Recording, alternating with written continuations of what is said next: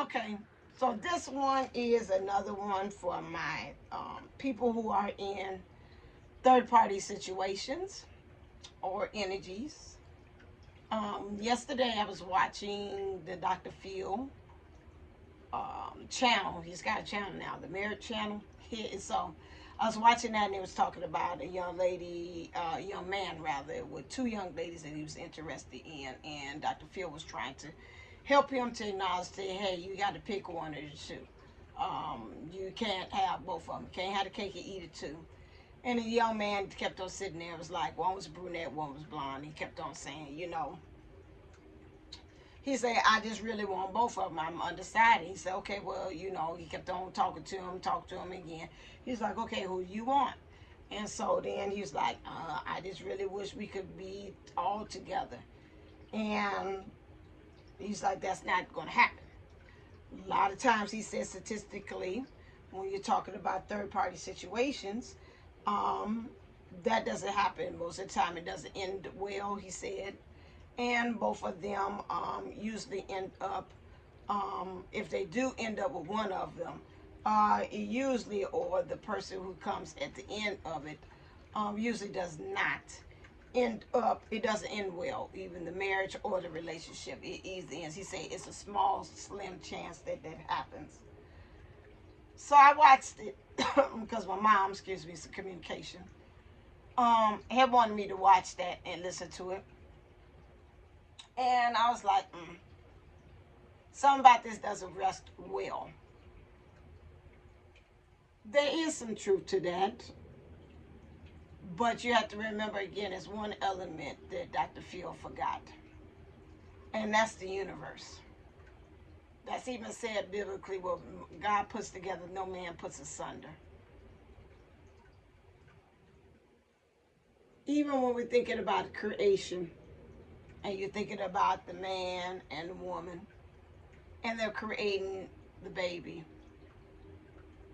there's a third element that has to come into that to make that baby come into fruition or manifestation. And that's universal consciousness or universal energy.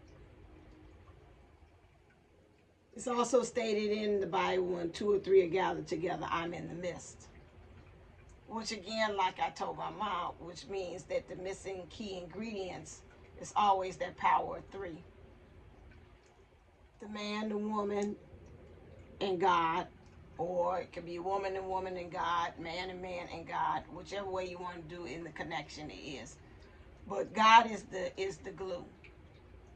Now, when we're talking about these third party things, again, situations,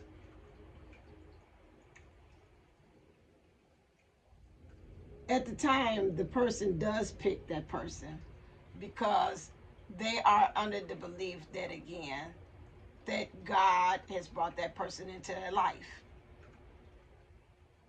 And in some situations, you could say, if I want to, yes, that is true, that they have brought them into their life. Because again, if it happens, it's got to be something for the greatest good for you or the person that's in it, that something has got to be learned to bring them to the highest good. But the thing is not, again, are they the chosen one? The one that God said that I could, again, put me into that person to love you as much as I love you. This person who is called the divine one or the one is the one that is a reflection of how much God loves you. And so when we're talking about the divine person or mate or whatever, soul mate or whatever that you want to call it, again, that if that person is truly the one or the container in which can hold that love, that the universal consciousness say, I can express myself through in loving you through, then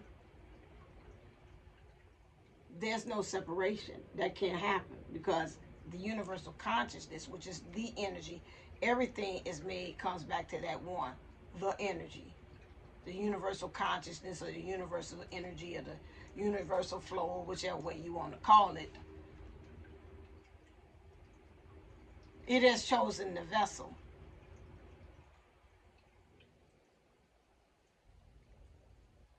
And again, no man can put asunder what he has chosen. Now, again, like I said, we have what's called, I don't like the term, free will. That means I can do it or not. That's how much, just like us as parents have children, they like, okay, I told you you don't want to do it, go on. But I already know what is the best route for you. But that's, that's fine. Because you want to make a decision to learn this way through this relationship. That's not who I said, but again, I love you and I want to see you happy. And the universe says, we sit and we allow you to have that because sometimes we can see how that relationship can be used to get you to where we want you to go. So that's why in some ways, technically, God is in that thing because our universe is in that because they're like, okay, yeah, we can see how that could be used. And that person might even come out greater with them going through this relationship. But that does not mean that they are the one. Because all along the time, the person is a mediator to help the person to get back on track to get with the one, the chosen one, the one. However, like I said in one of the readings, it does take two. The person that decided to not go with the one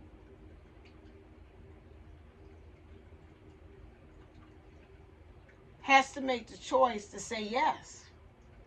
Okay, I'm going to accept that.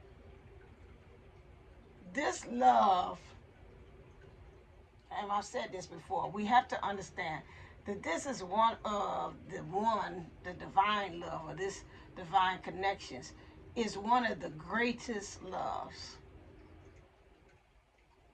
that a human vessel can hold. Which means that's a lot of power that person has got to be able to contain and hold. And if that person has a lot of trauma, a lot of pain, a lot of issues, this love is going to be hard for them to contain. This love is going to be hard for them to hold, to understand, with all the gobbledygook. And we have to go back to, again, the science. Two things can't occupy the same space. That's energy. So something's got to go. And I can see it almost like Ghost. Remember the movie with Whoopi Goldberg and Patrick Swayze. Thank you, Patrick. Miss Swayze. Yeah. She sat in it for a while and she's like, I gotta get out. She's sitting in his body. Whoopi Goldberg was sitting, Patrick was sitting in Whoopi Goldberg's body. And they would do it for a while and then she's like, ugh. She'd throw him out. She's like, you got to get out of my body. She would be tired. He would be tired. That's a lot of holding. And that's a lot of things. So you're holding that love and you're holding the pain and the trauma and all that stuff. So in some ways we have to be a little bit show compassion and empathy for our persons that's in there, because if they're dealing with that and they do the trauma, there's a lot of fear, and that's a lot of, like I said, that love is powerful. And he explained to me as well that sometimes it gets, if that one won't accept that one, then again it gets bounced from person to person, that frequency of that energy, because there are some that say, I don't want to get rid of the pain and the issues that I had, the trauma. I don't know how to deal with that. I don't know how to not deal with my family or saying yes to them and please them and then want what I actually want. It's a little hard.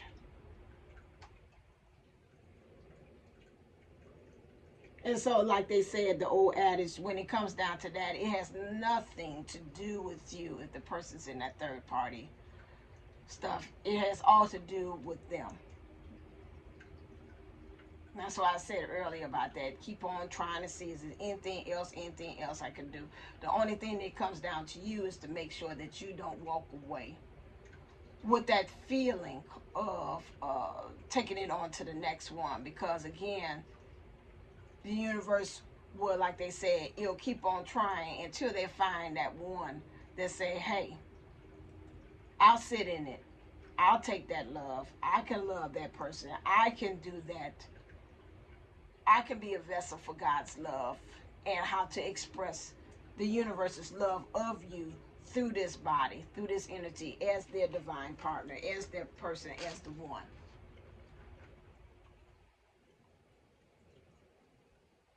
So going back to what I said with Dr. Phil. Dr. Phil is an analytical, I say analyst because he is a psychologist. He reminds me of my godmother said, I went to school for journalists. I am a practice skepticism, skeptic.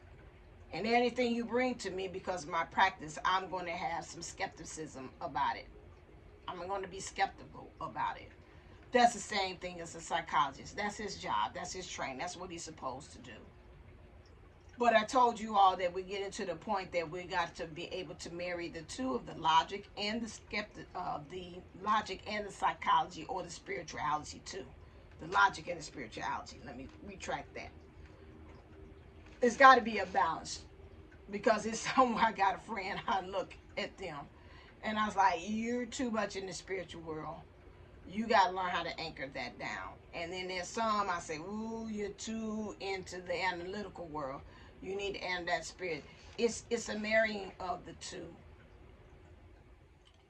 And sometimes I look at people who are so analytical and don't open themselves to the opportunity of the spiritual ness that can be brought to it. To me, it helps to make it much of a richer life that you experience. To be in one without the other is you're missing out on something. This is something that I believe, very much so. You've got to be able to marry the two of them. So again, like I said, with Dr. Phil, when he said that, and anybody would heard that, like, well, there's no chance what they got that. But yes, but you got to remember again, yes, from his viewpoint, that is true. But you have to remember again, there's an ace in the hole, or there's a trump card that can be played. And just like it say a full house or whatever, that God is that one card that you say, dang, and they're like, I got you. Ain't no way they coming to you. And you like, that last card you gave me, that was God in the mix. Bam, full house.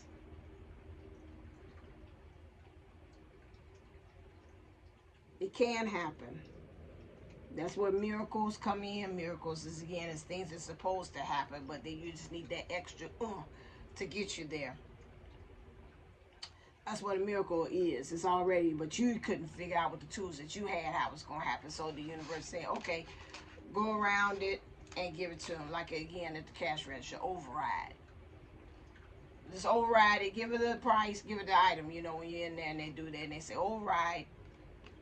Because it's always yours. You already had the money for it. You just, like, again, they just like, I can't get the right code in there. What is it that you're supposed to? Is 2213, whatever, like that. You just standing there like, okay, so when you gonna give me my fruit? He ringing it up, but you know, it's already mine, but you just ain't got the code in there. That's, again, that's how it is. You're not putting in the right code. You're not doing whatever it is like that. And the universe is just like, okay, but it's yours. We're just gonna override it. Then the manager comes, override, and then it's like, okay, here's the code, and you have it. That's the universe. The universe is the manager that comes of the store. The store director that comes there and overrides it for you and say, here you go. Here's your item. So, it can happen. Don't forget that power of 3. Okay? All right then. And the power of 3 in the other ways, like my kids said, no third party. No third party. Get out the game. No third party. That's it. All right? As always, stay uplifted, stay motivated, stay ascended. Namaste and Namago. See you until next time. Love you. Subscribe, share, hit like. Again, remember, I'm just like Harriet Tubman and Sojourner Truth. I will go back and get you and bring you forward in this adventure called life. Whatever I learn, I'll share with you. All right then. Until next time.